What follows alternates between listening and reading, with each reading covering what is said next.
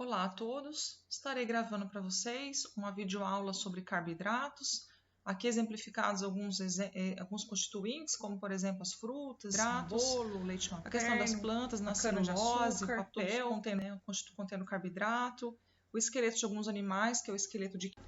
E além de ser um constituinte de frutas, constituinte de alimentos, celulose, os carboidratos eles também estão presentes aqui nas nossas membranas, por exemplo, aqui nós temos proteína ligada a carboidratos, glicolipídios.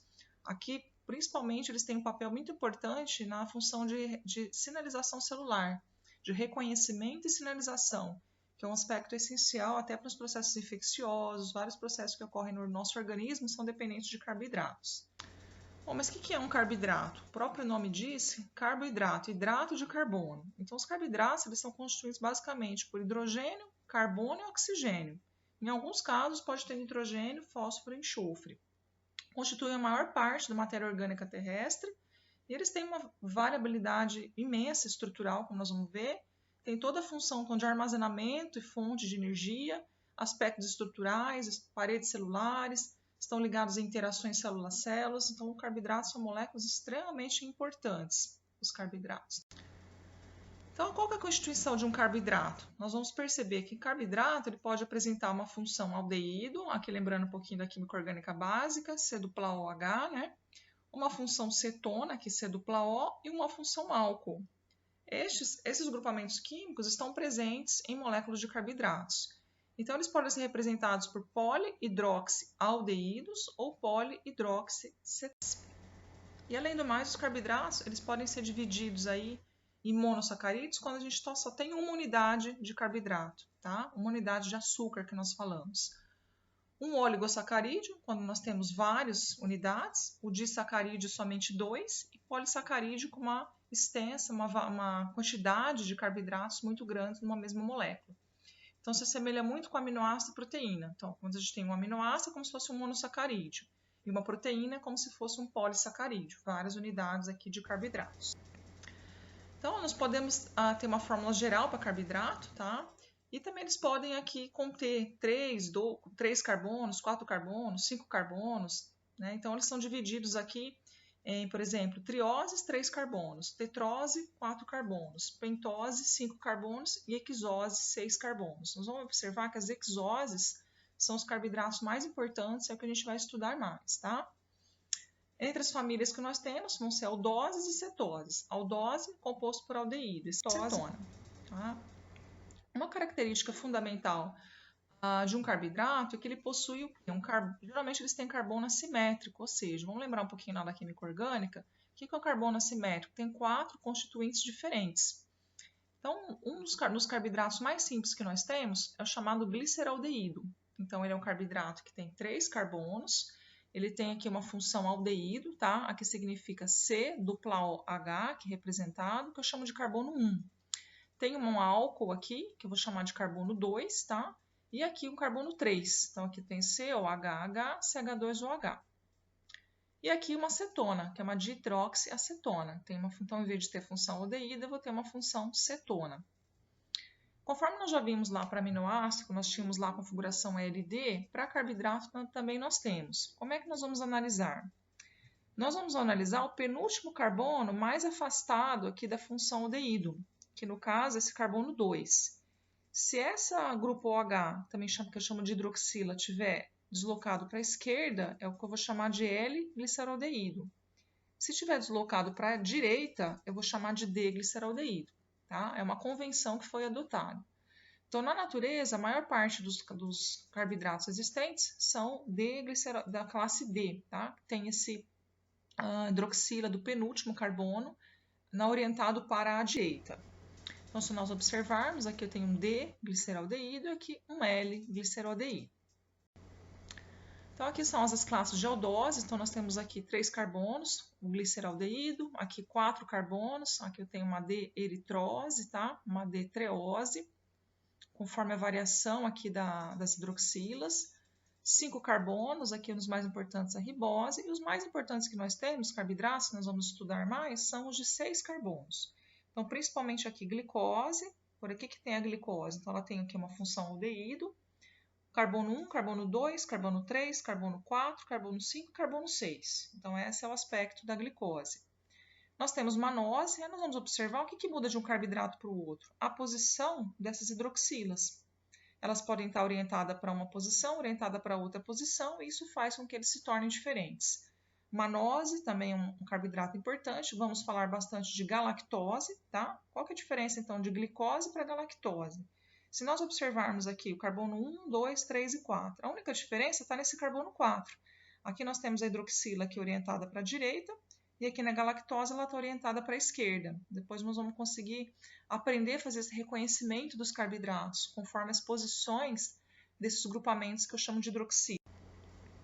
Aqui é o que eu chamo de projeções de Fischer, tá? Esse tipo de escrita que nós desenhamos para o carboidrato. Então, nós temos aqui, começando pelo gliceraldeído, que é o mais simples, 3 carbonos, tetroses aqui, 4 carbonos, família das pentoses, conforme vai progredindo, então 3, 4, 5 carbonos, e aqui família das hexoses, que é o que nós iremos nos concentrar mais.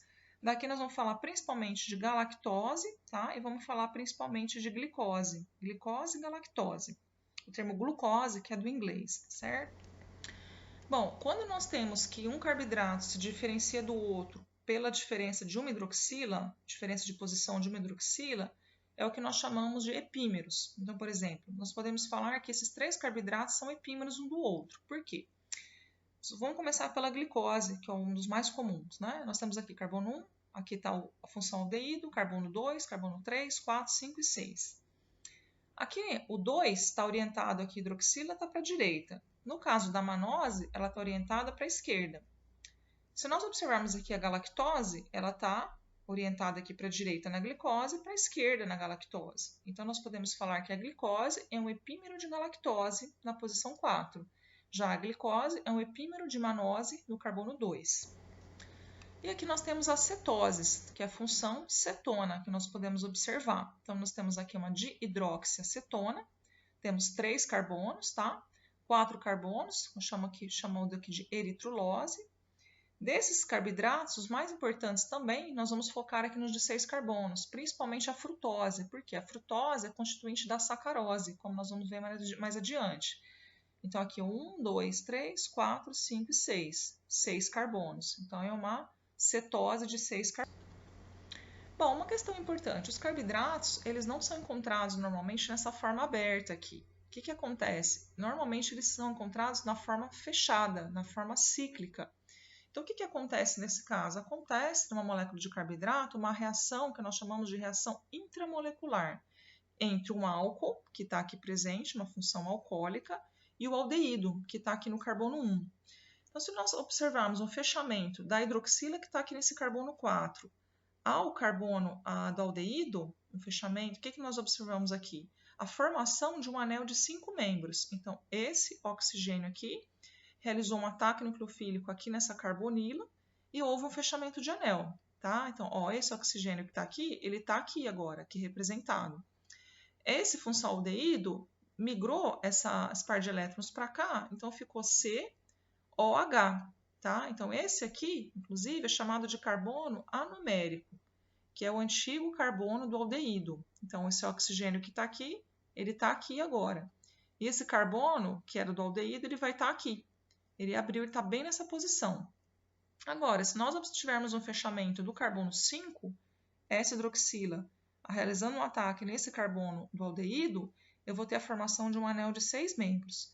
Então, aqui eu vou chamar, aqui é o carbono 1, carbono 2, carbono 3, carbono 4, carbono 5. Já aqui eu tenho carbono 1, carbono 2, carbono 3, carbono 4, carbono 5, carbono 6, tá?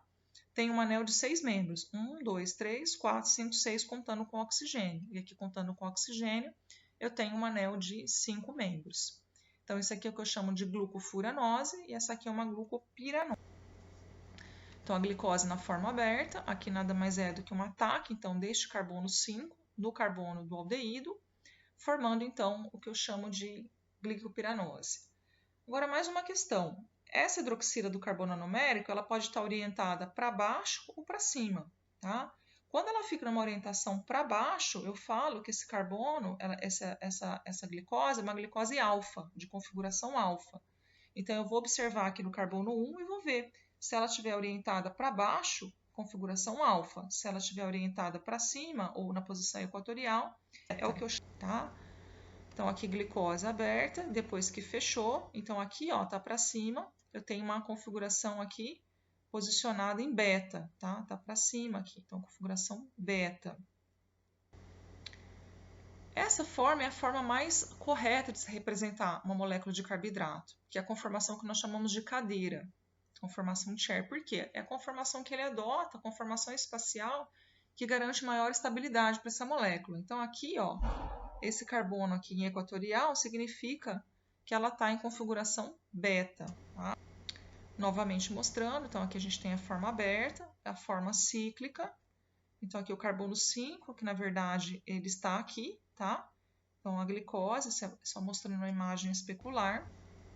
Novamente, então, quando você tem o fechamento do anel, isso aqui é que eu vou chamar de alfa, que está para baixo. Aqui beta, que está em posição equatorial. Quando a relação é furanose, se você observar aqui eu tenho uma alfa-furanose e aqui uma beta-furanose. E a frutose? A frutose nós temos aqui uma função cetona, aqui representada. Então, aqui são as formas isoméricas aqui da frutose. Temos aqui, então, um ataque, tá? Da hidroxila dessa posição aqui no carbono da cetona, formando, então, aqui seria uma alfa-frutofuranose, tá? E aqui uma alfa-frutopiranose, aqui formando um anel de 5 membros e já aqui formando um anel de 6. Representando novamente aqui alfa, glicofuranose, beta-piranose, aqui a alfa-frutofuranose, beta-frutofuranose. Tá? Aqui as formas possíveis que a gente tem que observar, a formação cadeira aqui, com configuração, e os 10 monossacarídeos mais abundantes que nós vamos estar falando. Então, principalmente aqui, ó, galactose, nós vamos estar falando. Essa cobrinha aqui, pessoal, indica mistura de alfa e beta. Glicosamina é bem abundante também, glicose. Então, nós vamos focar muito na parte bioquímica, falar principalmente galactose e glicose. Os outros carboidratos também são importantes, só que a gente não vai estar explorando muito nas nossas aulas aqui. São importantes para várias outras funções do nosso organismo, mas vamos focar principalmente aqui, nós vamos falar muito de galactose e glicose. Se nós observarmos aqui a diferença, ó, está no carbono 4 aqui. 1, 2, 3, 4, aqui está em posição axial e aqui está em posição equatorial. Isso nós terminamos a primeira parte de carboidratos, seguiremos mais à frente com a segunda parte. Obrigada, um abraço a todos.